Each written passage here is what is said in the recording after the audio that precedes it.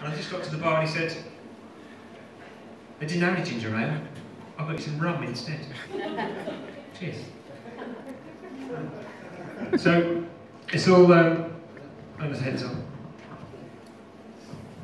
It's all new stuff that I'm doing at the moment. So, you're all guinea pigs for me, so bear with me whilst I rub this in your eyes and see if you go blind.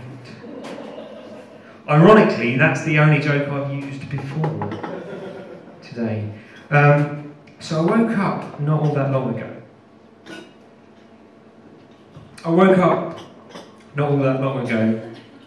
And I had this really strong urge. I wanted to find a young person, not that young, probably 18 to 25. I wanted to go up to them and I wanted to grab their face. Just grab their face, like that, yeah? Just grab it, like that. But you can't do that, can you? What I wanted to do, I wanted to grab their face, right? And just ram it into the ground. Just really wanted to... Just like that, right? I really wanted to do that. Just... You can't do that, can you? You can't. But then what I wanted to do, I wanted to grab their face, like ram it into the ground, you know, and then just fist them. Just really wanted to. Can't do that, can you? It's a shame, really. So, luckily enough, it was mid-May, so I voted Tory instead.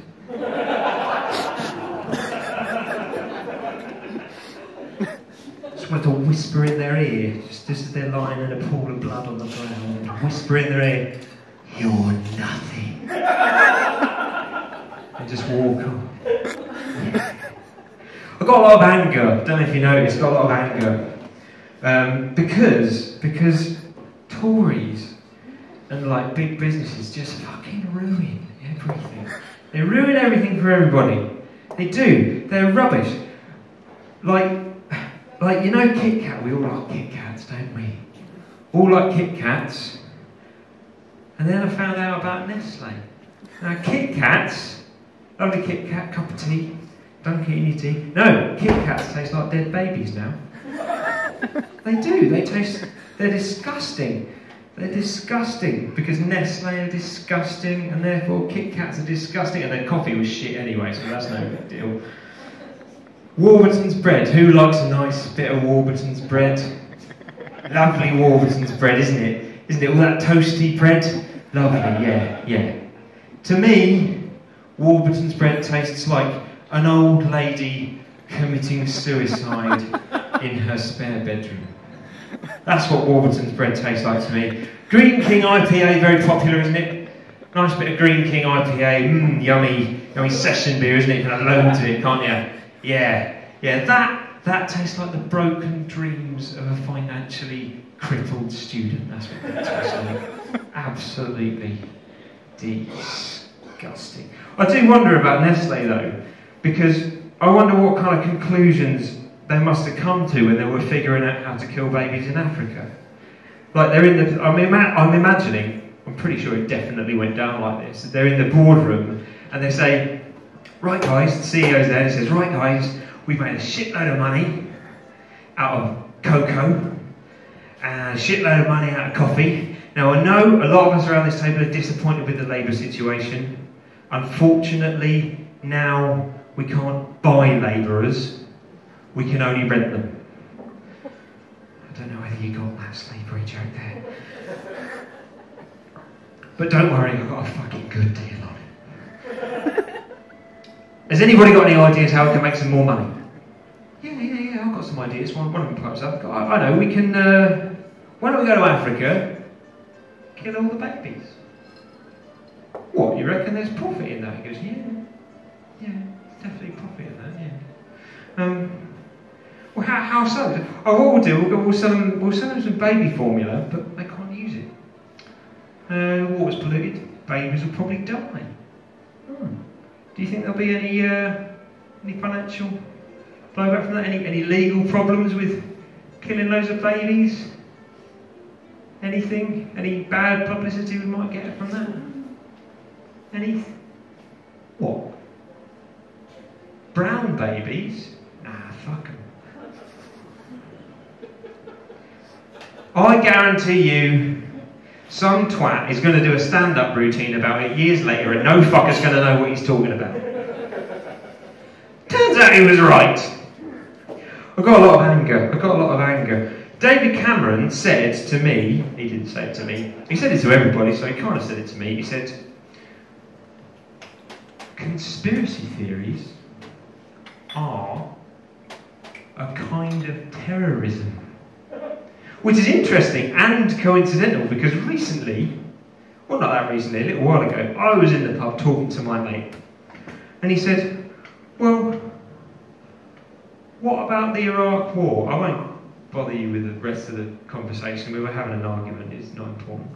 He said, what about the Iraq War? I said, well, it's all about oil, isn't it? Everybody knows that. I thought everybody knew that, it's all about oil. And he said, well, how'd you come to that conclusion? He said, well, I said, it's all a bit convenient, isn't it? The coalition of the willing, they go in and they kill everybody, and all the oligarchs and the government go into hiding, and there's nobody left, and then Halliburton just rolls in with their trucks, and they're like, oh, here, John, there's an unattended oil field over there. Whose do you reckon that is? I don't know. Why don't you shout? There's some people over there. See who's theirs. Here, mate! You forgot your oil! Do you think they're coming back? Try them again. Right. Here, mate! You forgot your oil! No, I don't think they're coming back. Oh, well. Bit of a shame. Leave that oil lying around there, wouldn't it? Bit of a shame. Waste not, want not, I reckon. I was working on some new material at the time, it wasn't really going anywhere. It was a while back as well, when it was irrelevant, when people gave a shit about that. But it was a good job it wasn't really going anywhere because just at that moment, British Special Forces crashed through the window. And they put a burlap sack over my head, tied my hands behind my back, put a handgun to the base of my skull, and then threw me in the back of a van, where I hit my head and lost consciousness. Now I woke up in a chair, which I thought was very nice of them. I woke up in a chair, in a room, and I looked around. It was quite a dark room. There was a door over there. And I saw my chair. My chair was fastened to the floor with hinges. I thought, oh, that's good. And I was fastened into this chair. I couldn't move. I'm assuming that was for health and safety reasons. I had fallen asleep. They didn't want me to fall out. And I looked at the hinges and thought, oh, that's good, because that just reminded me of school. When you used to swing back on your chair, right? Swing back at your teacher, be like, don't swing on your chair, and you'd be like, someone did that last term and they died. Well,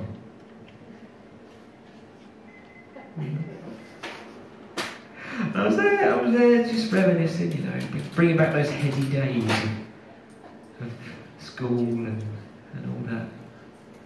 All the bullying and all that bullying and the bullying. It's funny actually because you might have assumed at that point that I was reminiscing with ironic fondness about me being bullied at school, when in fact it could have been I was reminiscing with genuine fondness of the pain and suffering I'd caused others. I'll let you work that one out. So there I was, leaning back in my hinged chair, which I thought was pretty good, reminiscing. And this bloke comes bursting bursting through the door, special forces bloke comes bursting through the door, grabs my wrist, pulls me back down and says, "Don't swing on your chair!" And I said, "All right, miss."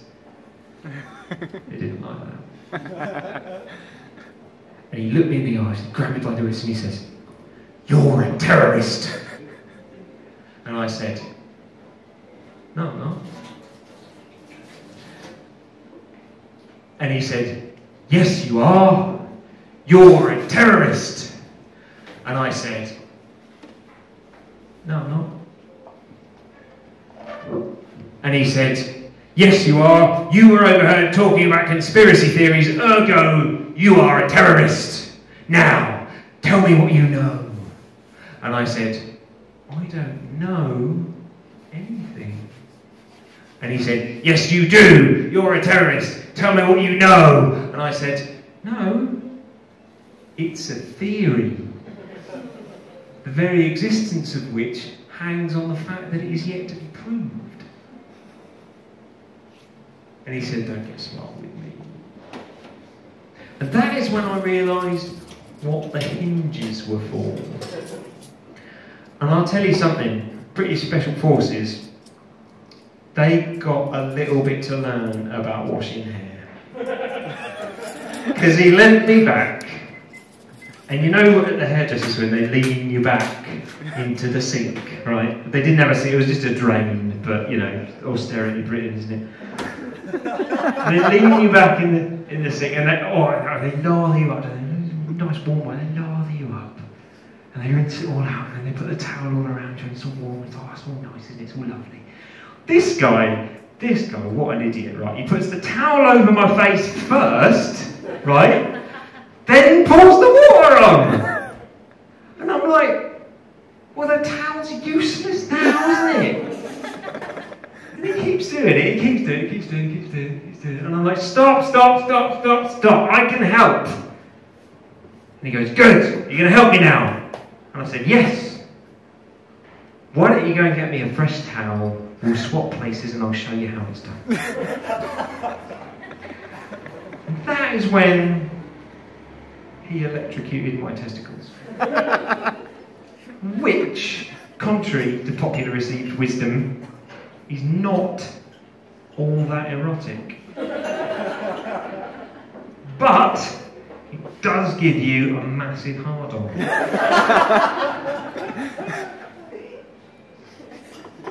And he did that, and then he said, "Tell me what you know." And I said, "I think we've been through this." And he said, "No! Tell me what you know." And I said, I was getting a bit frustrated at this point, I'll be honest, I was getting quite frustrated. I said, "Do you need a dictionary?" And he said to me, "Ah!" And then he ran out of the room, and he slammed the door, leaving me alone, with my hands tied, fastened into a chair, in a darkened room, with a massive hard-on. And I said, "Oi! That's not fair! Aren't you even going to come and finish me off?"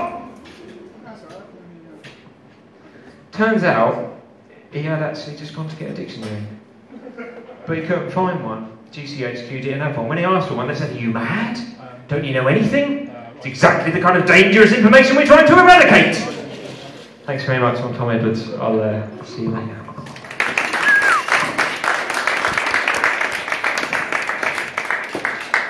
Trying to knock everything over on my way in. Thanks, Tom. That was fantastic. The comedy and violent imagery of Tom Edwards. It was brilliant. Thank you.